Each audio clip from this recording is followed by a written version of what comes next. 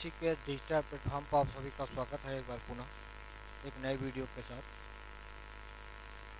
देखिए, जैसा पिछली कक्षा में यानी पिछली वीडियो में आपको बताया गया था, आपने पिछली जो वीडियो था उसमें सिंधु घाटी सभ्यता के बारे में आपने जाना।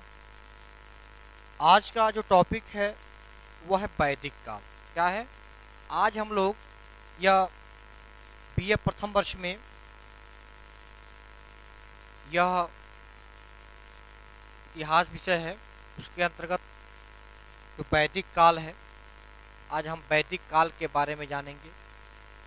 वैदिक काल के बारे में देखिए, जो वैदिक काल है उस वैदिक काल के बारे में हम लोग आज जानेंगे और वैदिक काल का जो विकास होता है हम लोग उसके बारे में आज जानने का प्रयास करेंगे। देखिए, जो वैदिक काल है, वैदिक काल का जो विकास होता है वह 1500 ईसा पूर्व से लेकर के 600 ईसा पूर्व तक, यानी कहा जाता है कि जो वैदिक काल है वह वैदिक काल का जो विकास होता है वह विकास 1500 ईसा पूर्व से लेकर के 600 ईसा पूर्व का जो समय है उसमें यह वैदिक काल है। यानी इस समय में यह वैदिक काल माना जाता है। देखिए, इसके अंतर्गत जो आर्य हैं, जो आर्यों की उत्पत्ति है उसके बारे में जिक्र मिलता है। और देखिए, कहा जाता है कि जो वैदिक सभ्यता है, ठीक है, वैदिक सभ्यता के जो निर्माता थे वो कौन थे? आर्य थे। यानी जो आर्य थे उन्होंने ही वैदिक सभ्यता का निर्माण किया था। देखिए, इसके साथ साथ एक और चीज़ है कि हड़प्पा सभ्यता का जो अस्तित्व है, देखते हैं आप कि 2300 ईसा पूर्व से लेकर 1750 ईसा पूर्व तक रहा है।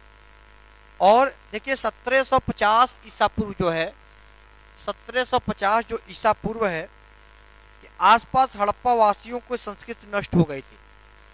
यानी 1750 ईसा पूर्व तक जो हड़प्पा सभ्यता है वह पूरी तरीके से नष्ट हो चुकी थी।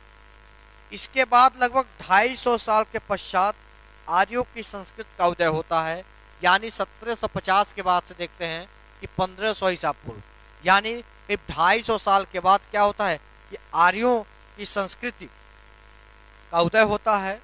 और देखिए, जो यह संस्कृति है, यह संस्कृति को प्रमाणित करने के लिए जो पुरातात्विक जो साक्ष्य मिले हैं, उन साक्ष्यों के आधार पर निश्चित रूप से हम कह सकते हैं कि कहीं ना कहीं जो आर्यों की उत्पत्ति हुई है वह 1500 ईसा पूर्व से लेकर के 600 ईसा पूर्व के बीच में जो उनका विकास होता है।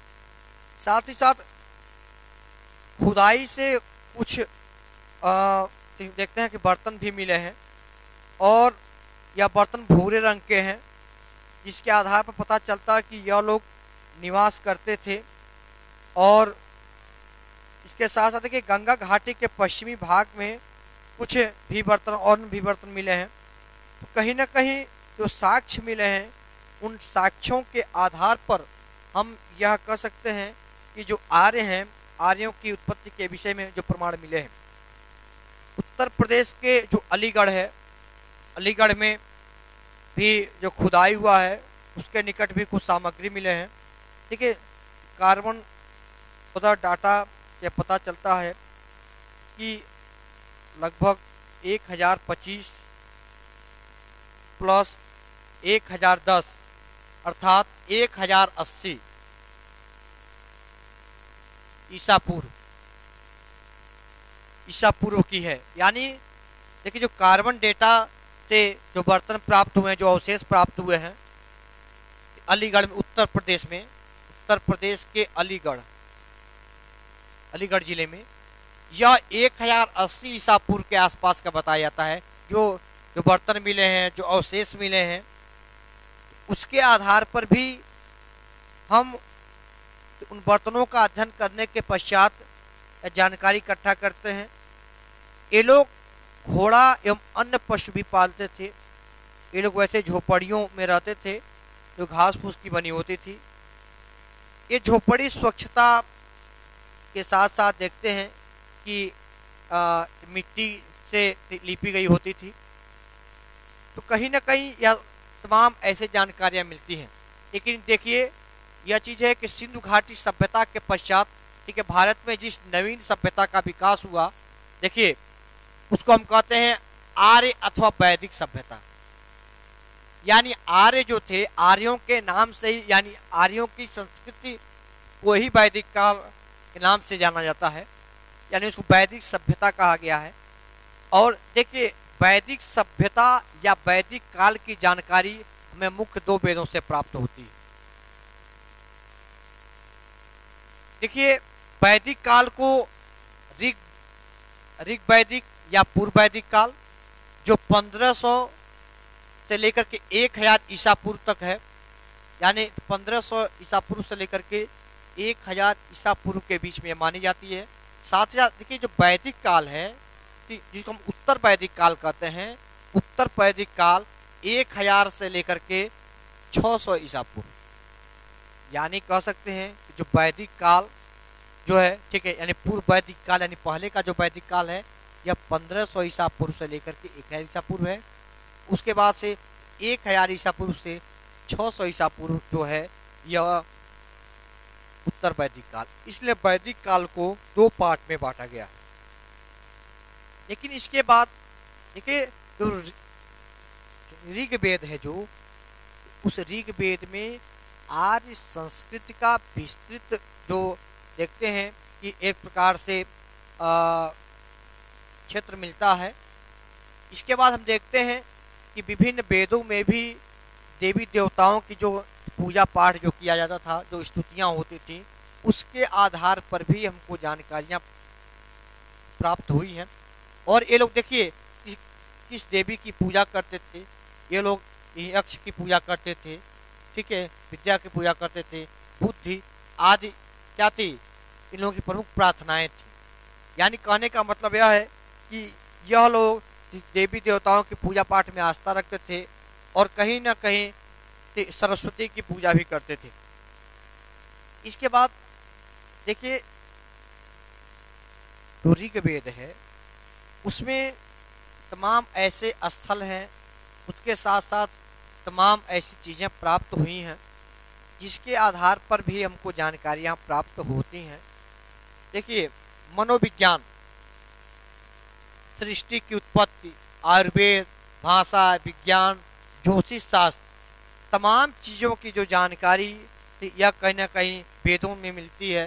ठीक है, वेदों के साथ साथ देखते हैं वैदिक काल में भी लोग इन सब विषयों की जानकारी रखते थे। यानी विज्ञान का ज़्यादा डेवलप तो नहीं हुआ था, फिर भी कहीं ना कहीं जो उनके कार्य करने की शैली है, उस आधार पर हम जानते हैं जो इन लोगों की शैली थी वो कहने वैज्ञानिक शैली थोड़ी बहुत थी। लेकिन इनकी भाषा, देखिए आयुर्वेद जो है, आयुर्वेद में तमाम प्रकार की जड़ी बूटियों का ये लोग प्रयोग करना जानते थे। ज्योतिष शास्त्र के आधार पर ये लोग गणना करते थे। मनोविज्ञान का भी उसमें विकास हुआ था। यानी कहीं ना कहीं इसमें आध्यात्मिक और दार्शनिक या दोनों भाव जो कहीं ना कहीं उसमें जागृत अवस्था में थे और कहीं ना कहीं हर जगह ऐसी चीज़ें प्राप्त होती थी। देखिए, इसके बाद है वैदिक काल को मैंने दो पार्ट में बांटा है। इसके पहले मैं अभी बताया हूँ कि जो वैदिक काल है, यह वैदिक काल 1500 ईसा पूर्व से लेकर के आपका 600 ईसा पूर्व तक है। और यह पूरा वैदिक काल है। लेकिन इस पूरे वैदिक काल को मैंने अभी बताया है कि दो पार्ट में बांटा गया है। एक ऋग वैदिक काल जो 1500 से लेकर के 1000 ईसा पूर्व है। दूसरा है उत्तर वैदिक काल जो 1000 ईसा पूर्व से लेकर के 600 ईसा पूर्व के बीच में है। उसके बाद हम लोग और आगे बढ़ते हैं तो हमको यह तमाम ऐसी जानकारियाँ मिलती हैं जिसके आधार पर हमको इतिहास के विषय में जानना होता है। तो हम लोग जानेंगे अध्ययन के प्रमुख स्रोतों के बारे में।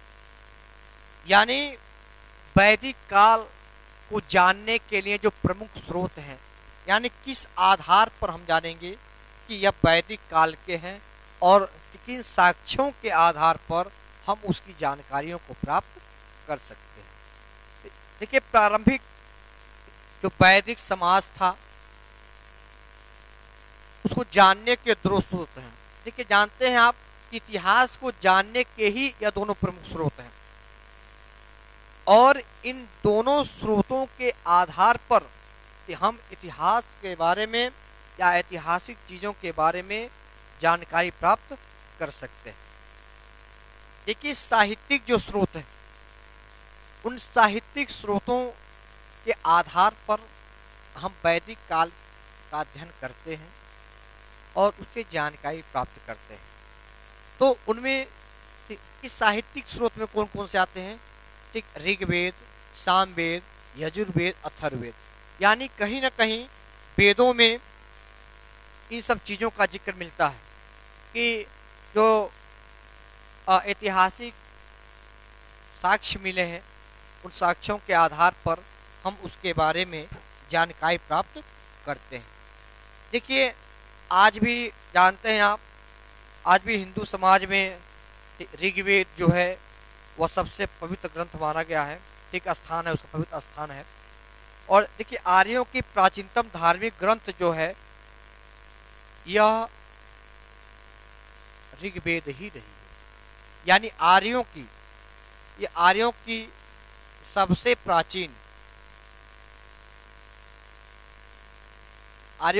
प्राचीन ग्रंथ रही है ऋग्वेद। और इस ऋग्वेद में तमाम प्रकार के सूक्त का उल्लेख मिलता है और देखते हैं कि ऋग्वेद 10 मंडलों में बटा है और सारे मंडलों की रचना एक ही काल में नहीं हुई है बल्कि अलग अलग कालों में इसका निर्माण हुआ है।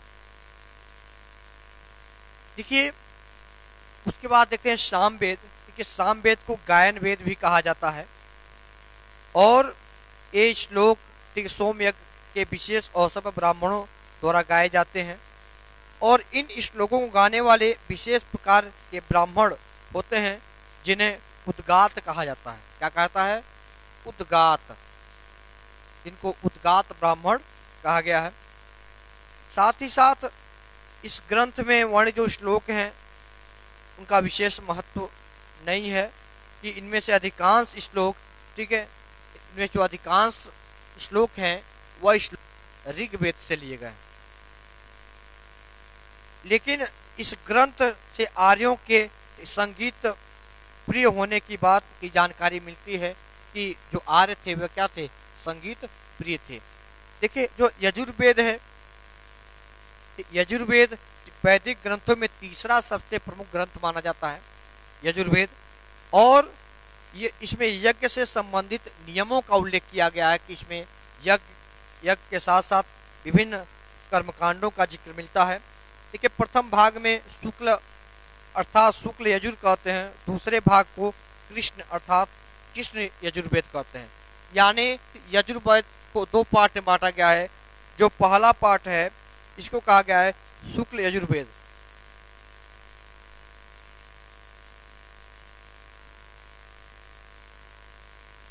दूसरा है उसको कहा गया है कृष्ण यजुर्वेद।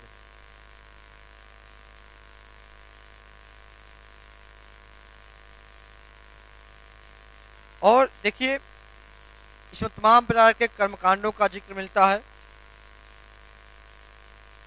चौथा है अथर्ववेद। देखिए, अथर्ववेद को वैसे वेद कहना उचित नहीं जाता है, साथ साथ लेकिन जब विद्वानों ने इसे भी वेद की श्रेणी में रख दिया है। यह ग्रंथ ऋग्वेद से काफ़ी मिलता जुलता है। देखिए, इसके जो अस्तित्व है, अस्तित्व पर हमेशा प्रश्न उठता रहा है कि जो अथर्ववेद है उसको वेद माना जाए कि वेद न माना जाए। देखिए, जिसके आधार पर जानते हैं कि भूत प्रेत, जादू टोना, यह साथ साथ वशीकरण,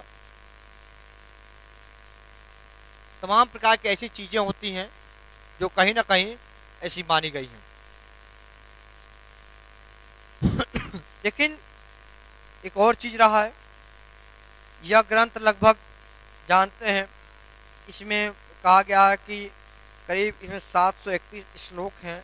इस ग्रंथों में कुछ श्लोकों की चर्चा हम देवताओं की प्रशंसा में भी पाते हैं, और यह पूरी तरीके से तांत्रिक, इसको वेद भी कहा जाता है कि बहुत सारे जो विद्वान हैं, विद्वानों ने कहा है कि यह एक तांत्रिक वेद है। देखिए इसके बारे में भी मैंने कहा, ऋग्वेद की जो रचना वो 1500 ईसा पूर्व से लेकर के 1000 ईसा पूर्व के बीच में मानी जाती है, इसके बीच में इसकी रचना हुई थी। देखिए इसके साथ देखिए आर्यों के द्वारा प्रथम ग्रंथ के रूप में ऋग्वेद का पता चलता है, जिसका विषय ठीक सबसे प्राचीनतम गौरव रहा है। देखिए जो वेद है, वेद शब्द ठीक है संस्कृत से वेद धातु से लिया गया, जिसका अर्थ क्या होता है कि ज्ञान होना होता है, यानी कहीं ना कहीं वैदिक काल मतलब ज्ञान का उदय होता है, यानी जब ज्ञान हुआ तो उस समय का जो दौर था उसको वैदिक काल माना गया था। देखिए वेद एक धार्मिक ग्रंथ है, और इसका जिक्र भी मिलता है कि वेद एक धार्मिक ग्रंथ है, और वेदों, प्रार्थनाओं और मंत्रों का संकलन भी आप देखते हैं मिलता है, कि इसका संकलन भी मिलता है। इसके साथ देखते हैं वेद में तमाम प्रकार के मंत्रों का जो उल्लेख मिलता है, उसके साथ साथ एक चीज और भी हम देखते हैं कि इन चारों जो वेद हैं, उन चारों वेदों को एक संहिता भी माना गया है कि यह वेद संहिता है। और इस प्रकार से आज हमने पढ़ा कि वैदिक काल के बारे में और वैदिक काल को जानने के प्रमुख स्रोतों के बारे में और वेदों के बारे में, यानी हमने आज साहित्यिक स्रोत के बारे में थोड़ा पढ़ा। इसके बाद भी जो अगला टॉपिक है, इस टॉपिक को हम लोग नेक्स्ट क्लास में पढ़ेंगे, यानी वेदों के विषय में कुछ और चर्चाएं करेंगे। ठीक है, तब तक के लिए आज के इतना ही। ठीक है, धन्यवाद आप सभी को।